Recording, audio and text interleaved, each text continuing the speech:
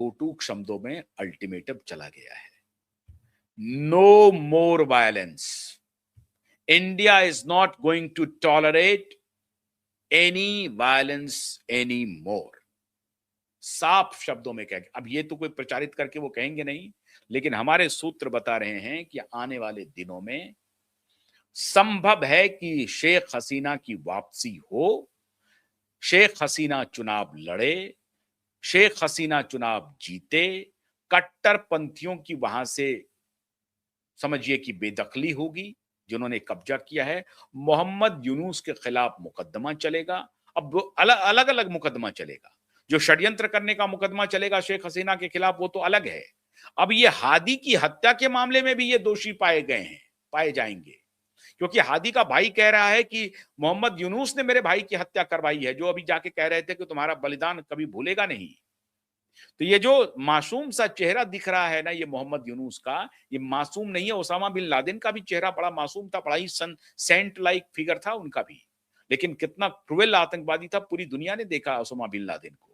ठीक उसी प्रकार से ये जो चेहरा दिख रहा है, ये तो बहुत क्लेवर भी है, ये मासूम नहीं है। मासूम तो हादी दिख रहा था बेचारा, वो काजी नसरुल इस्लाम की कविता पढ़ता था। जो काजी नसरुल इस्लाम बांग्लादेश के तरफ से या भारत के तरफ से, जब अनडिवाइडेड भारत था, उस वक्त अंग्रेजों के खिलाफ कविता की रचना कर रहा था, उस काजी नसरुल इस्लाम की कविता पाठ करता था हादी।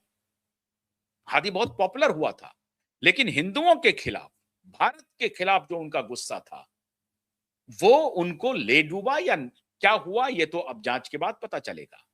लेकिन हादी की मौत होती है, वही कट्टरपंथी जिन्होंने शेख हसीना को बेदखल किया था सत्ता से, वही कट्टरपंथी उसी पार्लियामेंट में कूच करते हैं और मोहम्मद यूनुस के खिलाफ बगावत कर देते हैं। और अब ये जो खबर है कि भारत ने जिम्मेदारी ले ली है इस खिते में शांति बहाली की, और बांग्लादेश को कैसे, अब मैं बताता हूं थोड़ा सा। बांग्लादेश की कुल जो आर्मी की संख्या होगी वो 1 लाख 1.5 लाख से ज्यादा की आर्मी की संख्या नहीं है। पूर्वी स्टेट में भारत लगभग 76,000 आर्मी, पैदल सेना की बात मैं कह रहा हूं, 76,000 की पोस्टिंग हो रही है बॉर्डर एरिया पे। तो ये 76,000 ही काफी हैं बांग्लादेश को निपटाने के लिए। तो बांग्लादेश को यह डर सता रहा है कि भारत की सेनाएं एडवांस हो रही हैं टुवर्ड्स बॉर्डर एरिया, और अगर भारत की सेनाएं एडवांस होंगी तो चाइना और अमेरिका तो बाद में आएगा, तब तक भारत यहां पर कत्लेआम मचा देगा, कोहराम कर देगा। हालांकि एक साजिश चल रही है कि भारत को इस वॉर में खींचा जाए। भारत अपने को रेस्ट्रेन किया हुआ है, लेकिन भारत ये अलाउ नहीं कर सकता है कि हिंदुओं के साथ वहां पर लगातार ब्रुटैलिटी होता रहे और भारत मूक दर्शक बन के देखता रहेगा। तो भारत के सेनाएं बॉर्डर इलाके पहुंच रही हैं, ये संकेत साफ है। बॉर्डर को मजबूत किया जा रहा है, ये भी संकेत साफ है। और यूनुस को एक प्रकार से संकेत दे दिया गया है कि संभालो वायलेंस को, हिंदुओं की रक्षा करो, नहीं तो तुम चंद मिनटों में तबाह कर दिए जाओगे। और फिर कोई बचाने नहीं आएगा, कोई बचाने नहीं आएगा, ना अमेरिका आएगा ना पाकिस्तान आएगा। पाकिस्तान को तो क्या हालत है ये आप देख रहे हो, कोई बचाने नहीं आएगा।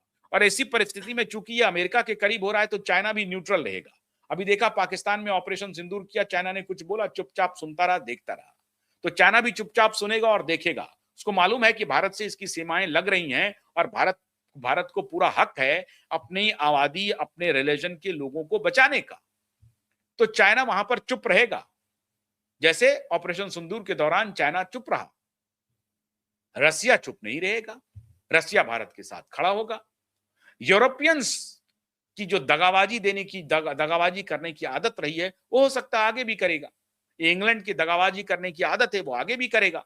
इंग्लैंड नहीं चाहता है, उसका MI6 पूरी तरह से लगा हुआ है भारत को डिस्टेबलाइज करने में, और भारत के चारों तरफ डिस्टेबलाइज करने के लिए MI6 अलॉन्ग विद FBI दोनों मिलकर के काम कर रहा है। मैं इस मामले पर एर्दगन की कहानी और एर्दगन के साथ जो MI6 की भूमिका है, इस सब पर मैं डिटेल आपको बता चुका हूं। तो इंग्लैंड भी नहीं चाहता है कि भारत में शांति बहाल हो, अमेरिका भी नहीं चाहता है भारत में शांति बहाल हो, यूरोप भी नहीं चाहता है। जर्मनी ने भी आलोचना की है हादी की हत्या की जर्मनी ने आलोचना की, अपने यहां उन्होंने झंडा झुका दिया है शोक में।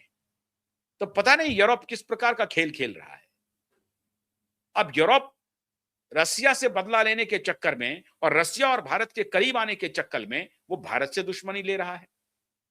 तो ले, कोई बात नहीं है, भारत और रसिया दोनों सक्षम है, और भारत रसिया अगर साथ है तो चाइना कहीं गया नहीं है, इसी कैंप में रहेगा, और चाइना इस कैंप में है तो जापान भी इसी कैंप में रहेगा। ध्यान रख लीजिए, ये वर्ल्ड वॉर 2 और वर्ल्ड वॉर 1 वाली हालत स्थिति नहीं है। वर्ल्ड वॉर 1 में तो आप देखिए, कल्पना कीजिए कि रशिया और अमेरिका दोनों एक साथ थे, और जो जानी दुश्मन थे फ्रांस और इंग्लैंड वो एक साथ थे। तो परिस्थिति इस बार बहुत वोलाटाइल है, बदल गई है। तो भारत का जो ये संकेत है, विश्वस्त सूत्रों से जानकारी मिल रही है कि मोदी का संकेत यूनुस के पास पहुंच गया है कि बहुत हो गया तुम्हारा तांडव, अब ज्यादा चलेगा नहीं, अमेरिका पर कूदना बंद कर दो तुम, और हिंदुओं के साथ अब अगर कुछ हुआ तो क्या होगा इसकी गारंटी हम नहीं लेते हैं। ये संकेत चला गया है, लेकिन अब ये कोई ऑफिशियल बयान नहीं आएगा भारत सरकार की तरफ से, ऐसा आएगा नहीं। लेकिन बात तो हो गई है मित्रों, हो गई है बात। और आप आने वाले दिनों में देखिएगा, बांग्लादेश को पीछे हटना पड़ेगा। बांग्लादेश में कट्टरपंथी जो कुछ भी ये जो चल रही है ना घटनाएं, इस पर आप देखेंगे फौरन प्रतिबंध लगने वाला है, फौरन। क्योंकि जब तक अमेरिका आएगा तब तक तो नेस्तनाबूद हो जाएगा बांग्लादेश। तो ये कह दिया गया है, अब ज्यादा नहीं, बहुत हो गया। आपको याद होगा कि मालदीव अभी आंख दिखाने लगा था। मालदीव को संकेत चला गया कि बकवासबाजी बंद कर दो। उसके बाद मालदीव के पूरे आ गए और मोदी के लिए पलक पावड़े बिछा दिया। अभी कुछ दिन पहले मोदी मालदीव आए हैं। मालदीव जाने के पहले वो पहुंच गए थे अपने यहां, और अपने जो ट्रैवल टूर और टूरिज्म को बढ़ाने के लिए लक्षद्वीप पहुंच गए। लक्षद्वीप के ब्लू वाटर को दिखा दिया मोदी ने, तो कह दिया कि तुम तो ये बस ये टूरिज्म से तुम्हारा खेल चल रहा है, ये भी खत्म हो जाएगा अगर तुम चाहते हो। तो आ गया लाइन पे। इसलिए सरकार के ऊपर थोड़ा भरोसा रखिए। ऐसा नहीं है कि सरकार संवेदनशील नहीं है, सरकार को हिंदुओं की चिंता नहीं है। हाँ, ये बात जरूर है कि कानून बना करके सारे हिंदुओं को अगर आप बुला लेते हैं तो उस पर देखना पड़ेगा कि क्या स्थिति है। और चूंकि वहां पर एक दलित आबादी है, भारत सरकार को रेसिप्रोकेट करना चाहिए, भारत सरकार को फौरन से पेशतर उसको इंटरवीन करना चाहिए। तो इंटरवीन चाहिए, अभी तक बात हो रही थी, मामला हो गया, बस कुछ बात मैंने बता दी है, इशारों में समझ लीजिए, इशारों में समझ लीजिए। अब आपको बांग्लादेश में कुछ ना कुछ होता हुआ दिखेगा आने वाले दिनों में। बहुत बहुत शुक्रिया, नमस्कार।